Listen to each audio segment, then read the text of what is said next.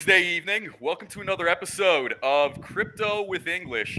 So, today's topic is going to be the fourth industrial revolution and the inclusion of women and how that journey and trajectory shall be. I'd like to introduce to you all a very special guest, Machtild Brenholc. She's the founder of the Be Her Ally NFT collection. And even apart from that, she has a very, very impressive resume in its own right as well. So she's the COO of Codebase Technologies, and she was the former APAC operations head at Finastra. Is that correct? Got it. Yeah. So today we're going to deep dive into I guess you could say, some of the overall themes of this project and what you hope to eventually accomplish. And I know, you want to support women entrepreneurs, women in tech, women of color, and a particular one you also mentioned as well, women who come from abused families. And, there's a lot of talk about inclusion, but, there's probably not enough attention on that last category. So I'm looking to get into the weeds about how NFTs can further enhance and encourage financial inclusion.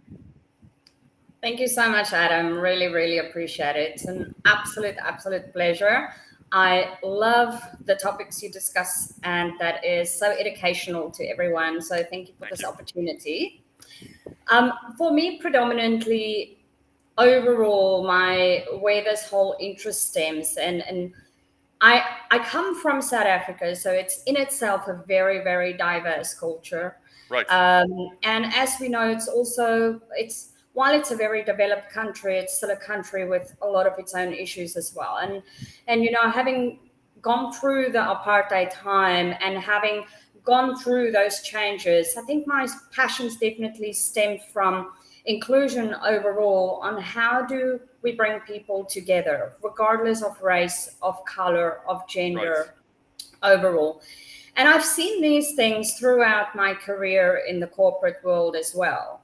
Now, there are so many different controversial topics and things going on where everyone has got their area of focus that they are passionate about. Where for me, diversity is a given, no matter where you are, but inclusion is a choice. And for me, for me, this whole collection is really about driving that inclusion, is bringing people together, getting more male allies, in particular, standing up for what is right and for the integrity. So I focus on the equity, not so much. I think when we speak about gender equality, it can be a bit of a different topic in itself. But if we focus on equity, it goes on fairness and for what's right. And integrity stands for we do what is right even when nobody is looking. And that's where the whole foundation stems from. And it will be a series of collection, while the first part is starting on gender bias, breaking stereotypes. But I definitely do not want to leave out our male counterpart, who in itself also go through their own stages and their own challenges in the environment.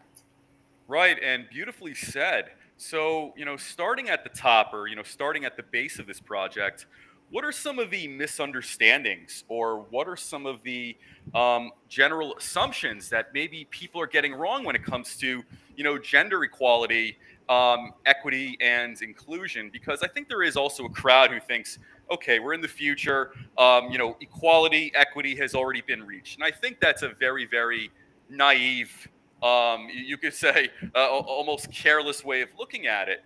But on the other hand, as well, that journey is still trying to be finely tuned and defined. And I think this is all a process for society across the world in general. So if you can talk about what is, like, if this was a layer cake, what would the base be, so to say?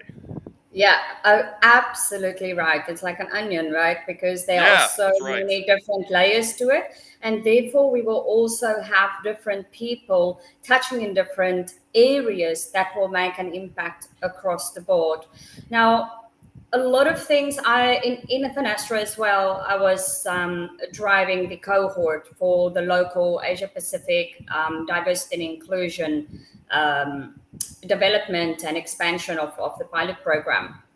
And because it's a passion, when you're passionate about something, you also will see and hear more about certain things. Right. And I'm sometimes wondering whether awareness can be a blessing or a curse, because ignorance can be bliss as well.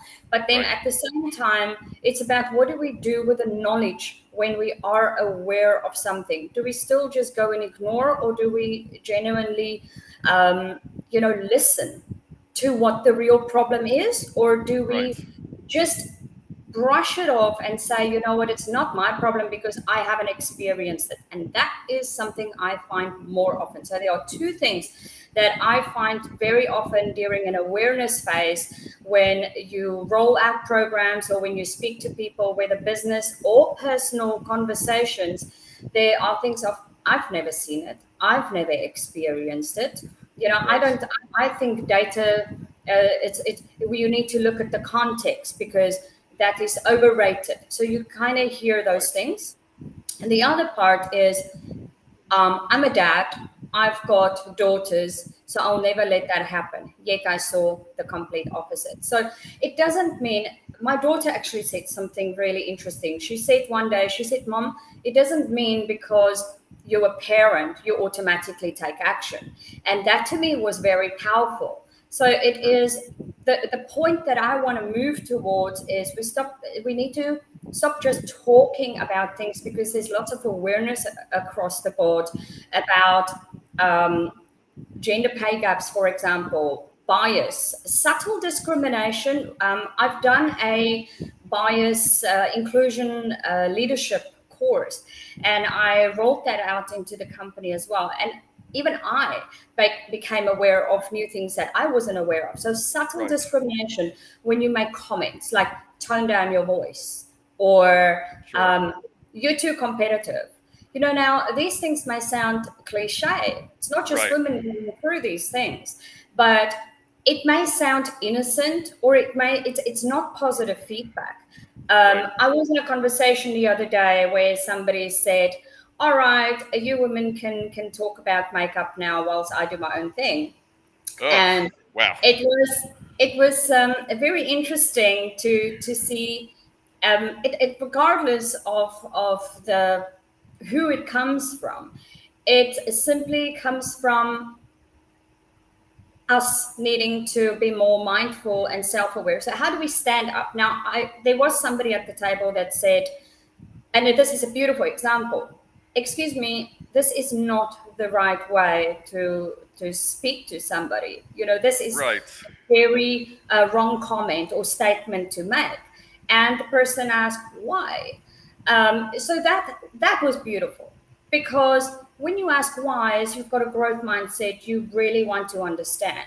Right. It's not just brushing it off. And the statement, my comment was, look, women don't just talk about makeup and stuff. We talk about business as well. It may come across that you are not that intelligent, and that you're not Right. able to have any intelligence or ability to talk about broader topics. And the response was, wow, okay, now I know.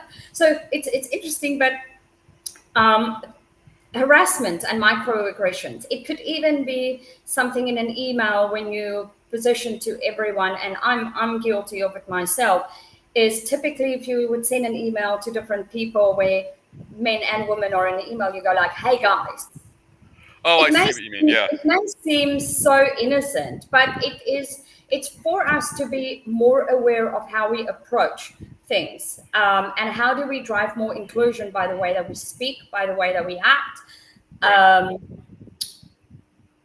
and let me stop there. So because there's I'm very passionate about this.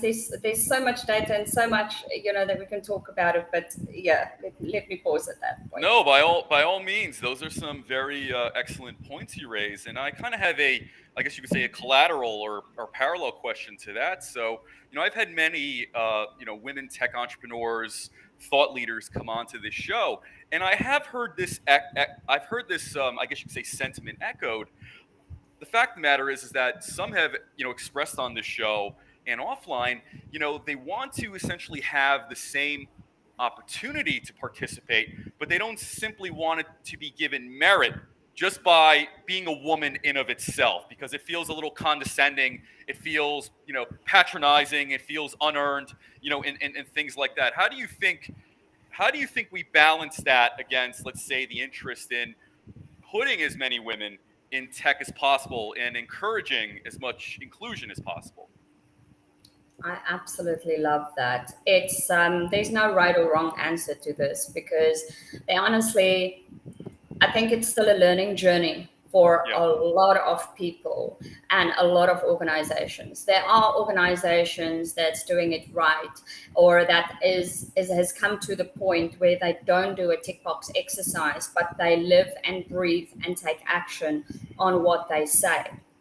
And I right, think those are, we got to look at those organizations that truly started to model those changes already. I do want to highlight MasterCard because I've had a number of discussions with people in the organization as well. And I can, so I've seen both sides, not only what they put out on the internet and right, their post, but from people internally as well.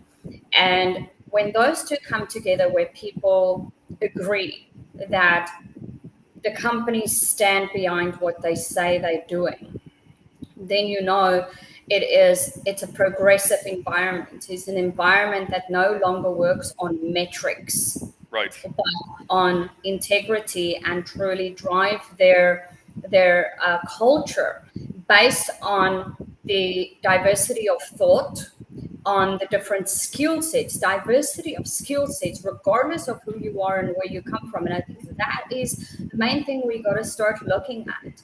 It is, whilst you do want to, some companies implement sort of an affirmative action policy to kind of make right what is wrong, we got to be careful of that sure, because if you're not taking if you're not putting the right awareness to this on how you go about, you still would not have the impact and the results at the end of the day that you need. right, And where I've seen even women numerous times where they do have the skills, and yes, the internet is full of that information, which is really where I want to change these things through the NFT collection. By the funds that would be raised from that is to drive action through programs. But right, it is, they say that they are promoting women, they say that they're supporting women. But when you look at the actions from either leadership or even, well, leadership across the board, you can go mid management to top management, and it right, is not everyone. It's certain, it will always be pockets of individuals in an organization. It is sad when it comes from leadership that needs to drive that inclusion and that not, needs to drive respect and integrity, which is a value and a moral ethics in itself. That's the foundation of it all. If you genuinely drive inclusion to, and it's hard, we're human beings. We're human right, beings, will judge.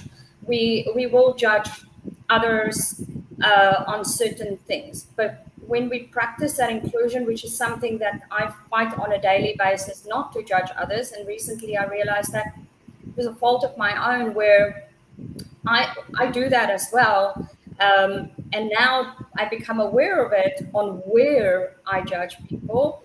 I'm right, changing to practice more patience. So when it comes from leadership who exercise or who acts with a lack of integrity or not drive inclusion or not leading by that example, there's no right, reason for other people to follow. Yet, I'm saying this with a caveat. The caveat also is that when you're a person of integrity, then you will not follow the masses. You will do what is right. right, It's a double-edged sword. right. Absolutely. Nobody's steering you. You're steering yourself, so to say. you're a Mm. person of integrity.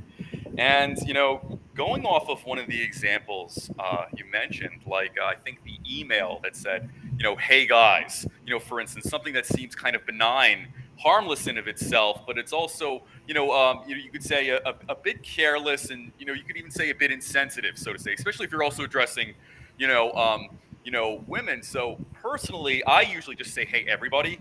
And especially Yeah. like if it's both men and women, I'm like, well, I'm not going to say guys because there's also women here. So, logically speaking, I'm just going to, say, hey, everybody. But, you've had a very impressive and vast career in financial services and enterprise software for over 20 years. So I would imagine you have encountered, numerous examples of certain, you could say disparate treatment. So I was wondering if you could perhaps maybe cite or just list a few examples of that, even including ones that seemed harmless but in actuality, had some heavier implications, so to say.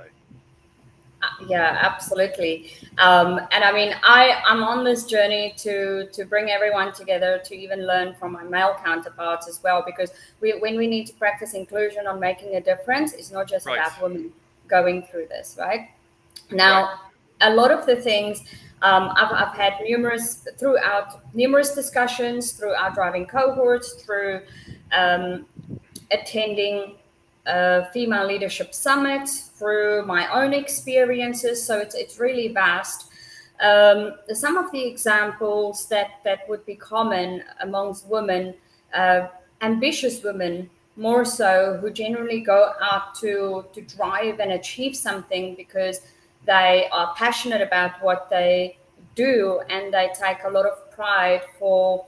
And now I don't mean pride in a superiority complex way. I just mean they are proud of how far they've come.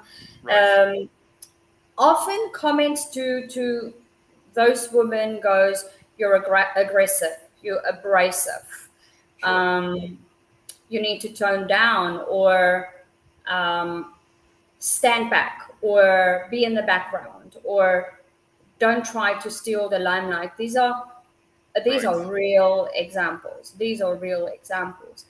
Don't try to And steal the limelight. You're too aggressive. Wow. It sounds like, I guess you could say, other than just general misogyny, it sounds like a bunch of thin skinned guys in that group, too, whoever they are.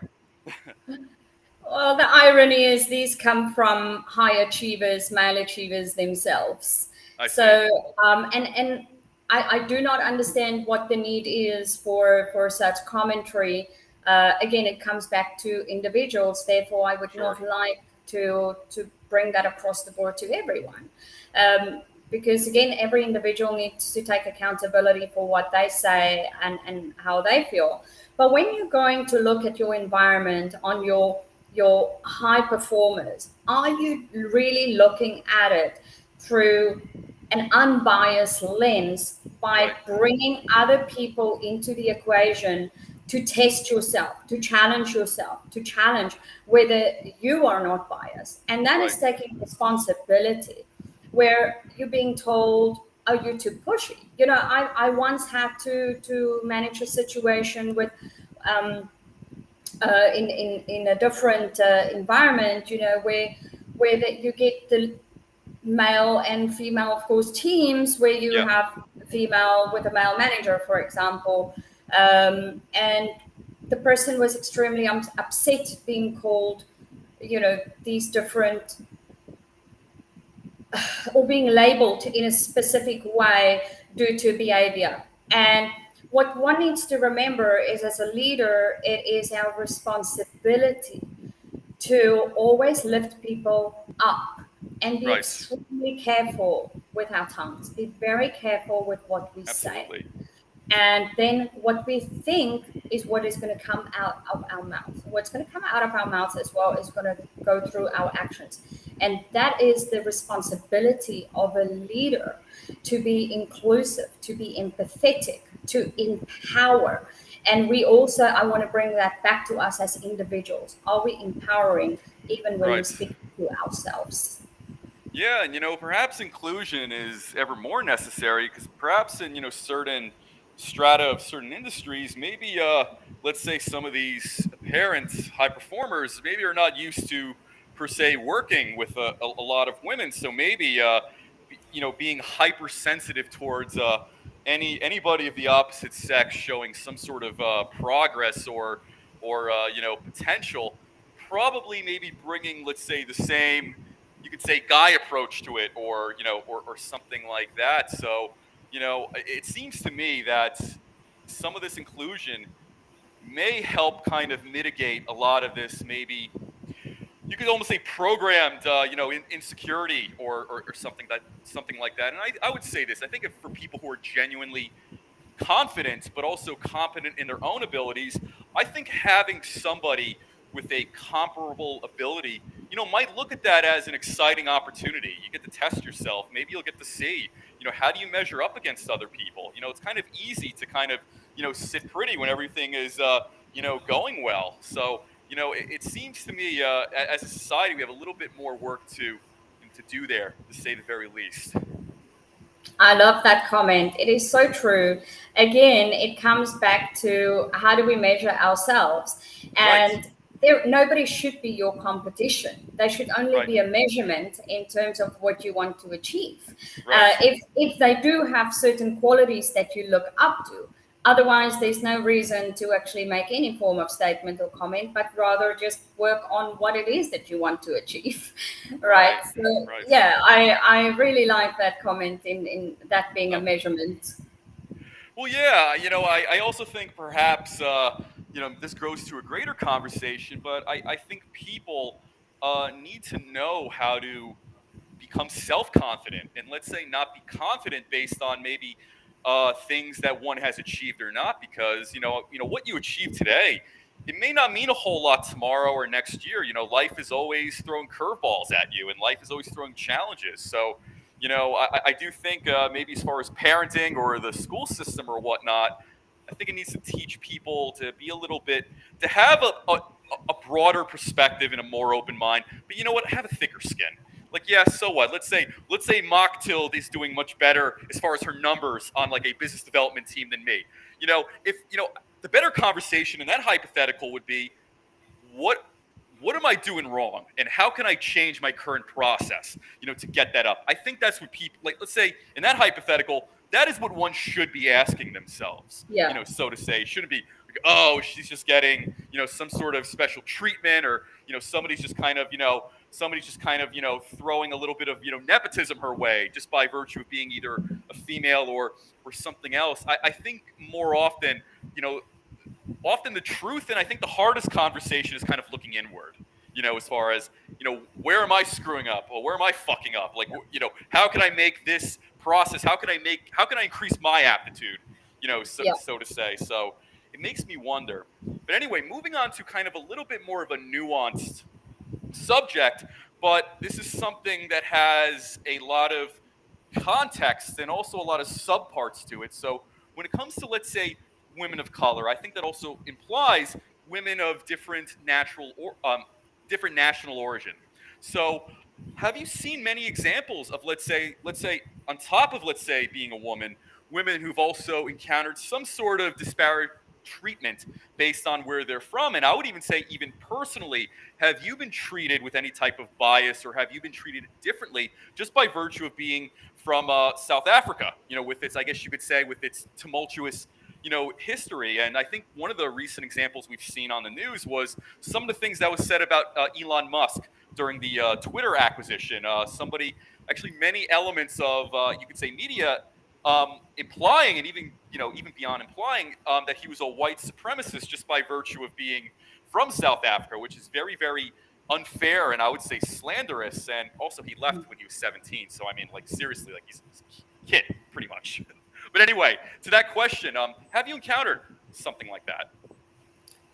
I have, and before I elaborate on that, it is people are saying things when they come from a place of hurt and Right, anger, and it doesn't justify it by all means, and there's history behind a lot of things. I mean, this is such a broad topic, and it's very hard to make a general comment because, especially in a topic like this, there's always context to every bit of every silo, every topic of the conversation. Actually, it goes into its depth and breadth of it to that you need to look at the context. But definitely so. In terms of women of color, especially. Um, just coming from South Africa, I mean, if you look at the violence across the board, now that's Sure. men, women, children, doesn't matter.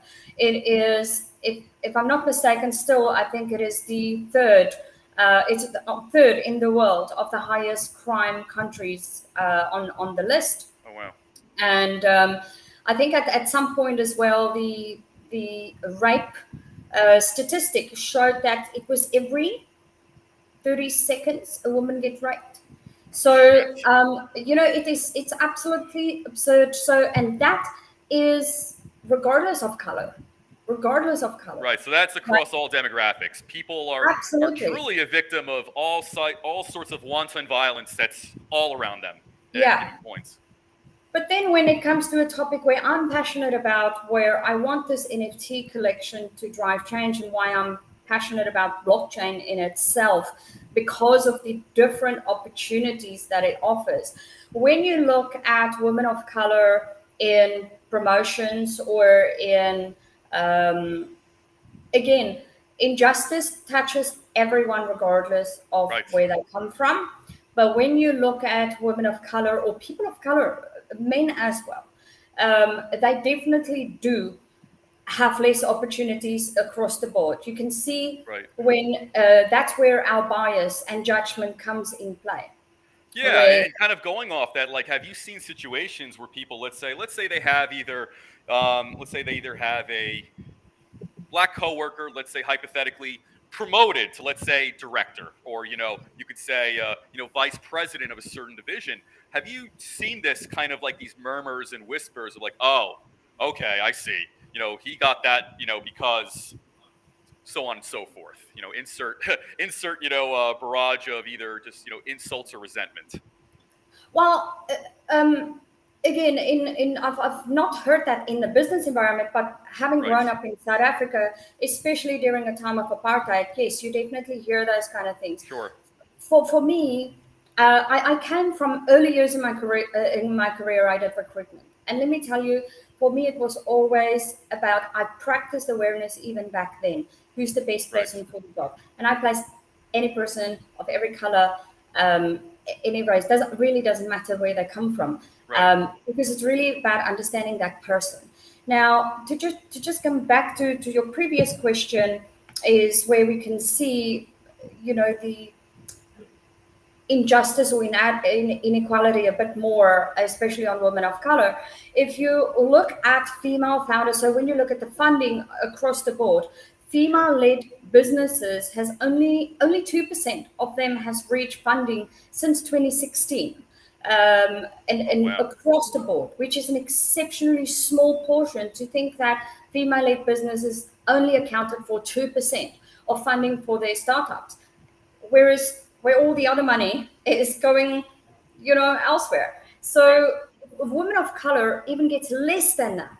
So I see what you mean. I want this to drive that change. I want this to drive more inclusion, and therefore in this have more male counterparts. I want to partner with people who wants to be part of that change to break the barriers.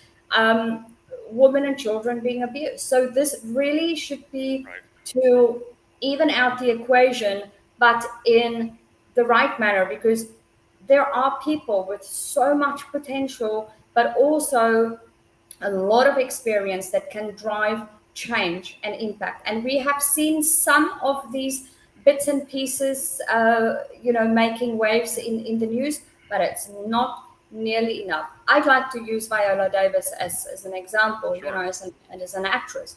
Absolutely love her. She played the lead role in How to Get Away with Murder. And Yes. she Yeah, I essentially remember that show. spoke about such a powerful woman. And I'm getting goosebumps when I think about it, because um, she leads by example and she's standing up. So it takes Right. others to take that journey in her industry as well, to take that journey alongside and say, you know what, we stand by you. We take movie producers, for example, to say, you know what, I'm standing by this. Yes, I'm listening. Let me work that in actively in my next script. Let's work on these things Right. in how we do it. Same in business here. We when you have a company, when you realize what the numbers are, don't throw a blind eye to say, okay, we're creating positions, which I've seen. There's typically a tendency to create senior leadership roles without the leadership Right. responsibility, right? So they give a title so to create the illusion that a female has been promoted without the actual influence or authority. So that is something that is a pitfall for women. That is a Right. pitfall because it may boost, it may be flattering and it may boost, uh, you know, their self-esteem to feel great. I'm now being promoted, but again, coming from a recruitment background, early years, if you're not gaining new skills to the value that will increase, in your industry or the role that you're doing, you're going to end up being overpaid. Then what do? When you move to a new company, you haven't learned anything new. You actually got Oh, a yeah. demotion for a fancy title. So now you do injustice again because you try to correct the metrics. So companies need to be extremely careful of that. But I definitely want to see more change happening for people across the board. Right. And very well said. And kind of moving on to the next layer of this cake, so to say. Talk about the inspiration behind this collection, and what was, I guess you could say, the very moment that you decided to pursue this Be Her Ally NFT collection. Was it a series of events? Was it one event? Talk about it. Yeah, so you know what? I've always wondered what would be the perfect vehicle or avenue to pursue this, because there Right. are many ways. You can start a company and you can go around speaking on stages, or you can do coaching, or you can provide programs, or in anything that we do, there are many different vehicles and tools that's available to us, and how we can get the message out there and drive impact. Blockchain, this gives an opportunity through blockchain for me. Now, I'm passionate about blockchain as a whole because, as a core driver, since I got to learn more about it, I got to learn more about it when my daughter jumped on the Oh, bandwagon. very nice. And my daughter kept pushing me for a while. Mom, you got to get in crypto. Mom, you got to get in crypto. That's before NFT really actually started making waves. And the two of us spoke a lot about the cost of inaction when you're not making use of an opportunity. So sometimes people are scared to take action because they're unsure because of the risk. But then what is the cost of inaction as well? And through that discussion, I said, you know what, you're right. Let me do this. And we started up every morning. We started watching our videos on the crypto market and what is happening. And then Right. it's one thing led to the other. We started watching about NFTs. Right. Now, and that's where I said to her, oh my gosh, NFTs actually is the perfect platform to use this for me personally, because I'm a creative person. I love art. I have done art since a kid, and it was the ideal opportunity for me to express it through my artistic skills. And that's where the light bulb went on, where I started linking, whilst I'm in traditional finance in my career, blockchain for me, moving that, in that transition. Right.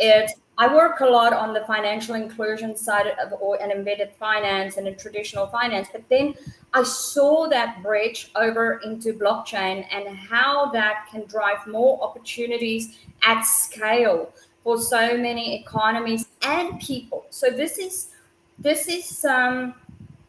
tapping into every individual to be able to make money, to earn an income, but also be successful, because it can tap into your talent. It really taps into your talent.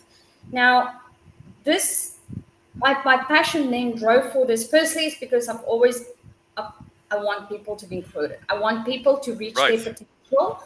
I love feel good stories. Who doesn't love a feel good story? Right. Now, I also love seeing people reaching their potential, which is, as a leader, always my focus in an organization, whomever even reports to me as well, is how do we empower them to be better than what they believe they can be. Now, this collection starts off with own experiences and experiences of those close to me. And that was the core driver behind it. And I thought, what's the best way to get a story out there is when, firstly, you have a problem. There is a problem in the market. There's no doubt about these two things. Right. And businesses normally stems from people experiencing or having a problem that they want to solve, or come from their own passions on things that they can really talk about. And I've got a group of women who's really gone through numerous things. And yes, they say you're like Sheryl Sandberg said, your career journey is like a jungle gym. It's not linear. But Right. I still yet Good way of putting it. have to find. I still yet have to find proper support from male sponsors in the industry, Right. as well as female leaders taking active action on lifting others up. We don't have that enough, because this is really about driving that change. When this NFT collection is to drive a mutual fund for female-led businesses and partnering with organizations in driving this active change, creating more male sponsorships, creating those opportunities. Because how do people actually get more opportunities in an organization? And this has been a topic time and again at many summits, leadership summits as well, is male sponsorship and mentorship for taking people along the journey. Now it goes the same. If you have a female who's been promoted, how do we take care of everyone? Right. How do we bring people along that path? Because people get promoted in organizations because typically, when we're not aware of our bias, we typically promote and employ people who are more like us and that we Right. associate more with. And that doesn't mean it's by gender, but it would most likely be by gender, because if you go out for a beer after Sure. work, who's likely to join you on that? Right. It's going to be your peers who you usually associate with. Yes. So it becomes it's always then a very close circle where people try and be included, Right. but they don't know. Not everyone is going to come around. I've got a beautiful example actually. Sure. In one of my organizations, I worked a lot with the technical team, who was predominantly male. And I found them to be, in this particular group, very, very encouraging and supportive. They started saying to me, Machtild, when you drive these discussions, we think you're doing a great job because you really hold people accountable and you get the job done. And I found that 3 of them actually spoke up in a meeting where, and in numerous times actually, where unwanted comments were made back on Right. not wanting to do something or try to challenge for the wrong reasons. And they stood up and said, this is an action, it needs to be done. And whoever was on the call listened. Right. It was very, very interesting. And then what they also did is they started inviting me for lunch. And at the first 2 times, I declined because I felt like, yes, I get along with them, but I wasn't sure how I belonged. And I guess that's something people also need to think about sometimes. It's not always, there's uncertainty on how to take the approach. But at the 3rd time, they said, look, we'd really love for you to come and have lunch. And since then, I went for several lunches with them. Right. And I found that to be so encouraging. And, they were the topics of discussion during lunch was fun. It was about anything. It was about business, about life. I started playing golf with them. And Very nice. they included me, right? they stood up for what was right during meetings. But then Right. on the flip side, I've also seen and experienced and coached people who doesn't have that at all because of the Right. examples I gave you earlier. Stay in the background. Try to stop trying to steal the limelight. Um, you're too ambitious. You're too aggressive. You're too pushy. So um, these things really need to change by action. Right. Very, very well said. And you raised a good point about how people, maybe just by instinct or nature, they like to surround themselves and perhaps promote or hire people who are more, similar to themselves. And, I guess if we look at the scope of modern human history, it's about, 40,000 years, more or less. The basic unit and subunit of every society were essentially tribes, and everybody had their own duties, both male and female alike. And it seems like whether it's from a cultural bias standpoint, or you could almost even say just by pure human nature, people kind of fall into that trap. And I think the problem is that if you keep surrounding yourself with people who are just like you, I think whether in any type of practical business sense, if you're going to surround yourself with people just like you kind of create these self-imposed echo chambers, and then you don't see where the punches are coming, to say the least. Because, if you surround yourself with, let's say, women or men, you're all from the same town or same part of the country. You like the same sports teams, you like the same shows and stuff like that. I think when people are friendly, especially, they are less inclined to offend, and I think that's both goes for men and women alike. If you're with your peers and you really like them, a lot of times you're going to people kind of try to dance around a lot of that stuff, like, oh, this is my friend, I don't want to upset them, and so on and so forth. And I think that's how, maybe too much homogeny is quite bad. And I think perhaps as people we need to look at, maybe our tribe, so to say, in a more broader sense. And life is just full of chaos and randomness at the end of the day.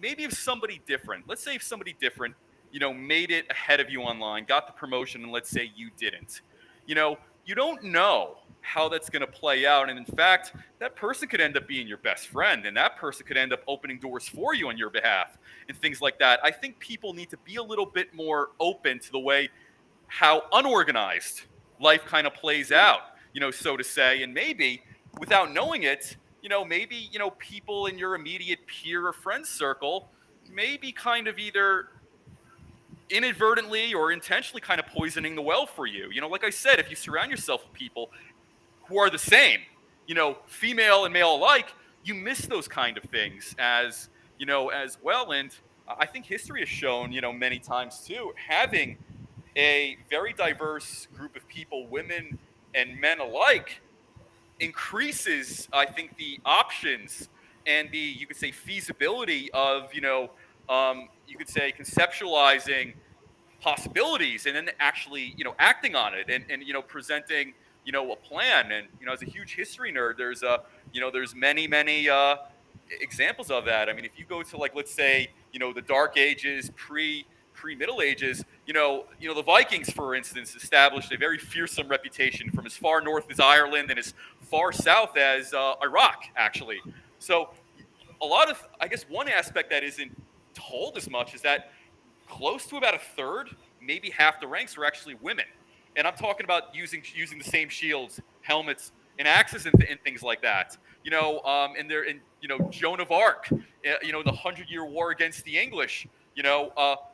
This was essentially the Middle Ages, very male dominated, surrounding themselves against a female leader. There's many examples of this throughout history, and it kind of makes me wonder: were people in some ways more flexible in thinking in older days? Maybe for the sake of survival. Like, you can't really have these very, very strict roles when the average life expectancy is like 25 years. It's 25 years at best, Yeah. so to say. Yeah.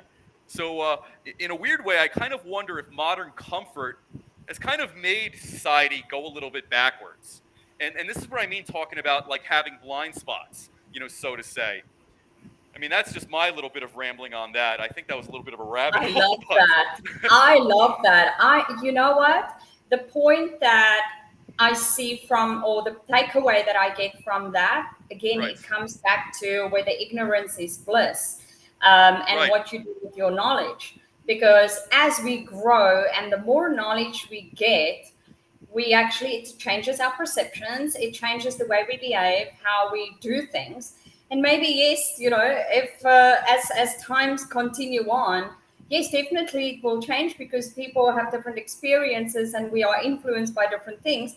But Right. maybe it is skewing it in a way, and we're trying to reverse that through all these, through the awareness, and people started standing up and say, hey, I'm not being heard.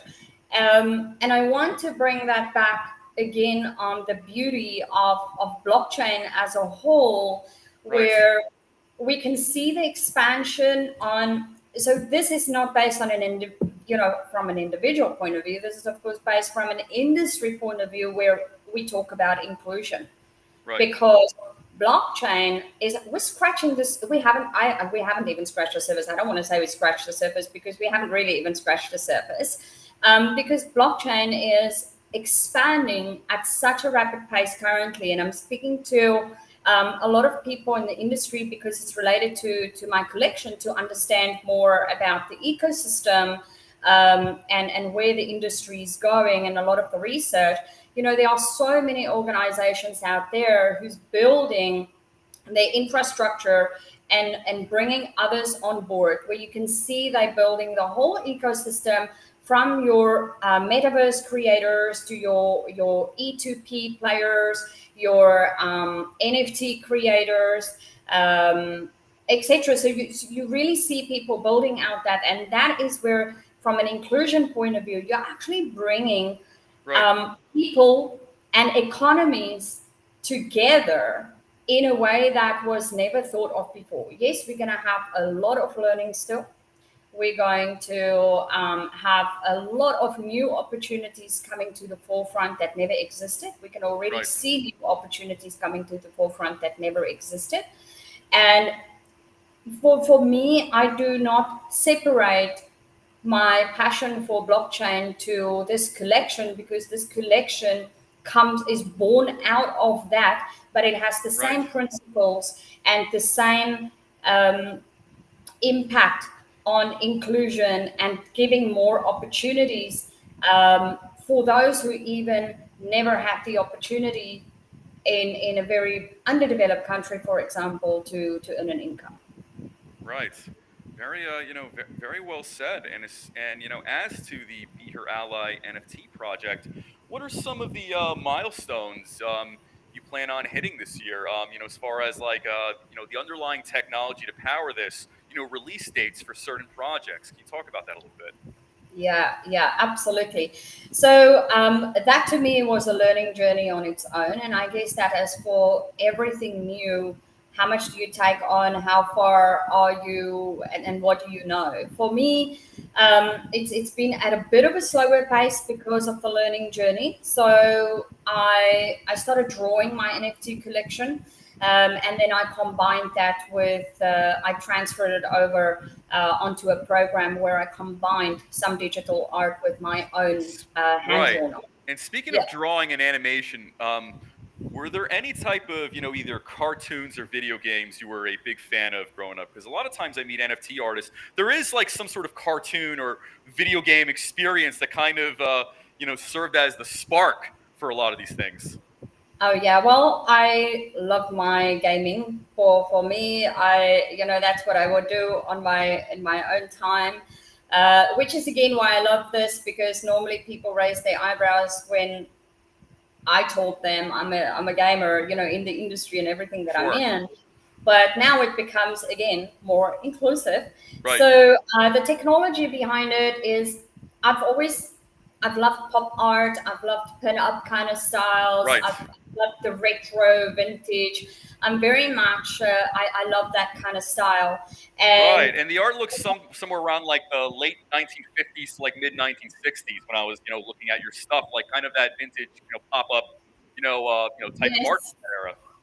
yeah, and I thought the pop-up art would be a very fun theme to work with, because it really goes, it's fun, it's creative, and When I started with that, my initial thought behind this was it was interesting where instead of putting closing everyone's mouths with tape or so, we are in a pandemic. Right. If we see people with a mask on, so it's kind of like a uh, a double message in a way that Sure. yes, Sure. our mouths are covered, but at the same time we are we are being silenced when you Yeah. being Free speech evoked in that issues. way.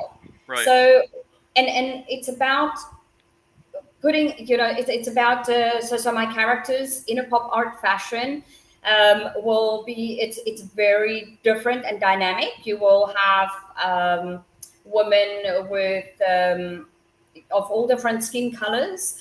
You will have different eye colors. You will Right. have you know uh, I can't remember what it's called.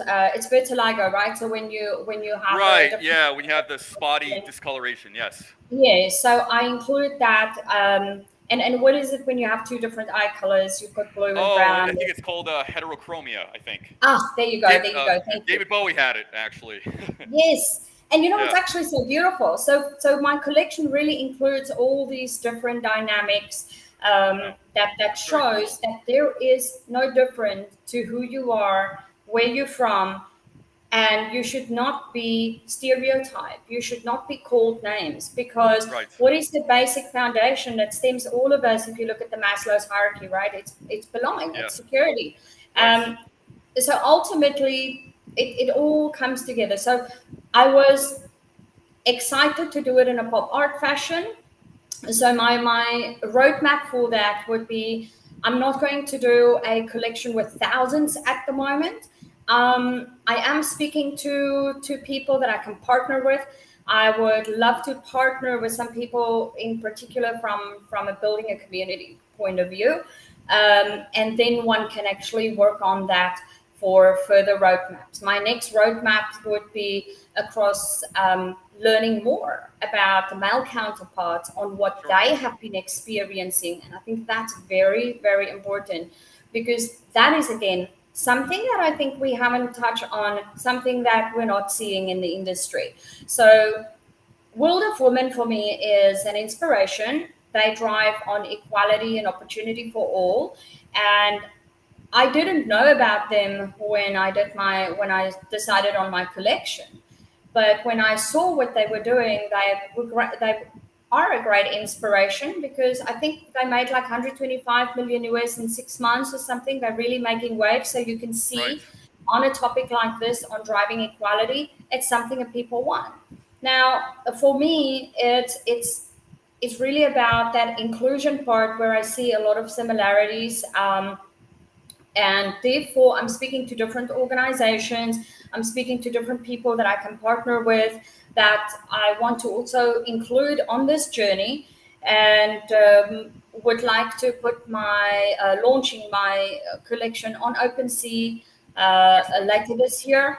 Right, I've got my MetaMask wallet already. I've got my OpenSea account, so those will be the tools to be used, and then have the Discord channel for people to join, and I'm gonna then join. also have the Instagram page to join on that. Yeah. Excellent.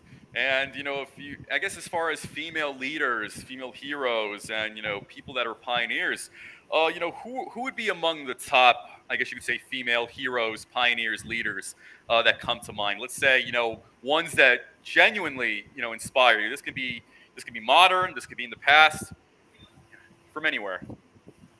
I'm inspired by different people on different topics. So finance would be one, business would be another, emotional intelligence would be another. So I'm inspired by different people. If I need to find a female role model, it can still be quite tricky, which is sad to say. Uh, it is awakening to say, really. But when I look at female leaders who is walking at the forefront and that's vocal and empowering to really make change, I look at Reese Witherspoon. She's, Right. she's in an industry as well, in a male-dominated industry, and therefore she took action in becoming a producer herself. But yet she doesn't. She's got challenges of her own, but she is also speaking up. That inspired me when she spoke up about she wants to see more female NFT creators as well. So Right. that's where that connection for me comes through. Um, and then for a long time as well, I looked at Sheryl Sandberg from the point of speaking about the career. It's not a ladder, it's a jungle gym, because It's a it great brought way of more conceptualizing it. perspective. Yeah, she brought more perspective about the different challenges in a working environment. So I look at her from an educational point of view to drive that change, but also from the fact that she created the lean in groups. So she created a forum for women to actually come together and meet and drive change and those discussions. Um, Another person that I actually look up to, and it's gone. I mean, people sit on different sides of the coin, but would be Gary Vee. And the reason for me, while Gary Vee is an inspiration, is he's very frank and upfront, but Right. he drives the message on respect and kindness. And he drives the message that when you are an empathetic leader and you take care of your people, you are not weak. And that for me Right. is a very, very strong message. I think it is still misunderstood in the business world, where you gotta be authoritative, you gotta have a um, how can I say, dictatorial kind of, or leadership style. But Sure. times have changed because people make your company, and therefore as leaders we need to be responsible. We need to take care of our people. We work with human beings, and therefore when we uplift others and build them and grow them and truly focus on that, then we build our organization. So that's why Gary Vee for me is a great inspiration from that point of view. I mean, there's many others I can call out. I mentioned Viola Davis earlier as Right. well. She for me is a phenomenal example. Yeah, absolutely. Humility, of respect, of a woman of elegance and class, and she's a businesswoman. She's a successful businesswoman. So, and she's not afraid to speak up with so much poise, no matter the backlash. So I love that, and Right. look, people love her for it now. Wow. Wonderfully said. And I guess it would be fair to say you're quite bullish on the future of NFTs. There are certain skeptics and cynics who think that NFTs may have had their time and it might soon be coming to an end. I'm even talking about within blockchain as well. So I'm taking it that you're on the other side of that coin. Yeah, well, I am super optimistic. I love to look at where the opportunities are, because when you look at where the opportunities are, and that goes on anything what you're doing. If you look at where the opportunities are, you're going to find them. So for me, what keeps me up at night all the time is think about problems in business and in the world and in software and whatever, and how to solve them. NFTs, yes, it is like anything new, Adam. It People don't know what they don't know, but at the same time, you will have your group that just aren't interested. Like Right. anything, there are people who aren't interested, but there are people who are interested, but they are cautious or they then pessimistic, because anything that you don't know is a risk. Right. Um, Yet it also depends on ourselves being open-minded and truly educating ourselves. And this is what you're doing. You educating people from many different experts and people coming from their career experience, from life experiences. Your platform educates, and this is the Thank right you. way that we need to go about. In It's not about everything. Is NFTs are not going to be for everyone. Metaverse is not going to be for everyone, but we're not going to deny that this will be part of our life. Metaverse is here to stay. Web3 is here to stay.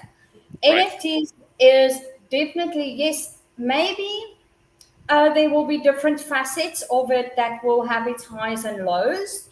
Like I said, we have scratched the surface. We're just starting. You can Right. see art and music, being turned into NFTs. But NFTs is also being used in gaming. Right. Gaming has been around for centuries. Okay, for it's been Sure. so long, right? I Right. mean, my first video game, oh my gosh, I think I still have this. I can't even remember the name, but it The was this big Commodore game. 64 or the Nintendo? Yes. Oh yeah. I mean, it's been my first computer has been like a 286, a DOS Uh, 286. So oh yeah. and Oh I god. played my games on it. So gaming is there. It's just evolved now where NFTs actually is part of this. We already are trading in the gaming world. People are already trading in the metaverse. It is NFT is simply a method of Yes. trade. So I don't think it has gone up and down. There will be new ways of trading, and new ways of NFTs coming out and how that can be of use. It probably how that is seen is because it made a lot of news. Everybody, well, if I'm saying everybody, again, it's not everyone because it feels like everyone, because when you see Right. these things on your news feed and when you live in this world, that will naturally become part of your world. But there are so many people who's not known to this at all, because I think it is on it's what movie was it? Or there's a documentary that talks about social media and the algorithms, and the AI and how it targets you. Oh. So the more that you search for things, the more you will be targeted with this information. Now Oh we're right. only Yeah. being targeted with this information, and then we think everybody knows about it. So only those who've searched for it and being targeted are the ones that really talks about it. Now, then you will still have your groups to say it has gone up and it's a fad, it's a bubble.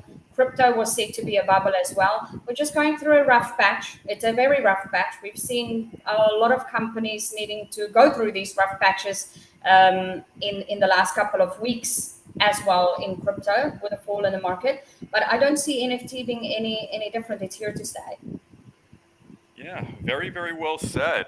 And you know, I think as far as just humanity is concerned, I think we should all aim towards the highest good. So essentially creating the best future possible for us individually and collectively. And I think those individuals or groups of people out there who are against greater inclusion of women and women of color in the industry, I think ultimately they will be left behind. And I think people who are getting too wrapped up, obsessed, or upset about that, I think they're focusing on the wrong things, and I think they're valuing. I think they're very, incomplete and perhaps misguided opinions a little bit, too much. I think the problem that we often see, and I think this ends up as far as bias in institutions. This could be in the private sector, or this could be, in the public sector, even is that I think when people kind of get cloistered and they form their own groups, there's kind of this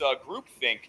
And the think is, I think, people act as if they know everything they need to ever know at this very moment. And I think because of that, people get stuck. People are focused on these irrelevant, red herrings. And instead of, let's say, seeing things in a very balanced way, they see things in a very limited way. So instead of, perhaps looking at somebody else based on where they're from or what gender they are, or what cultural background they are, calm down first. This is what I say to anybody. Why don't you calm down first, breathe a little bit, and think about what value are they adding? What potential do they have? Do they have? Yeah. Are they the missing piece to this predicament or dilemma? Let's say this team is buying, because I think the only way we're going to get to a better future is really increasing the global talent pool, and that is going to require greater inclusion of people. And if you think about the scope of history, like I said, because I'm a history nerd, could you imagine how many great achievements may have been lost, throughout the past 2,000 plus years Because let's say, some asshole was a little bit too judgmental, biased, or misogynistic, and perhaps, somebody was feeding that person common sense, but let's say because it was somebody different from their peer group, dismissed it.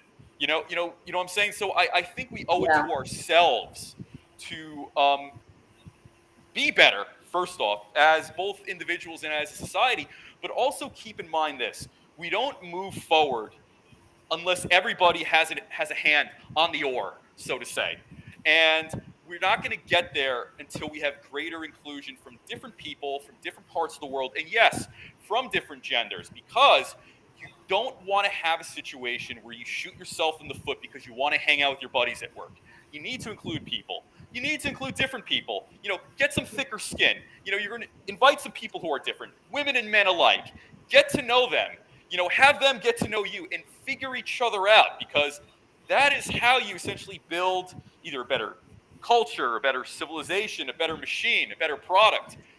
Whatever. I think our survival in many ways very much is wrapped up in and greatly depends on being able to include as many different people as possible, so we have much more solutions to work with. So to your project and to what you're doing, I am beyond happy to hear about this, and I'm certainly going to join the social media communities very soon on this. But Machtild, thank you very much for coming on and talking about the Be Her Ally project. I really do like the causes and the themes that you're seeking to address, promote, and some of the problems you're seeking to resolve. And one could say art may be the highest form of human expression. So all these great things, it starts here. So thank you very much for coming on today. Yeah, thank you so much, Adam, and thank you for your equal passion around this. I mean, even in our offline discussion, we shared some similar experiences. So Sure. it's really good to know, and thank you for what you're doing. Thank you for the opportunity, and it's great. Thank you. Likewise. And we'll talk soon, and have a great week. Absolutely. Thank you so much. All right, take No, care.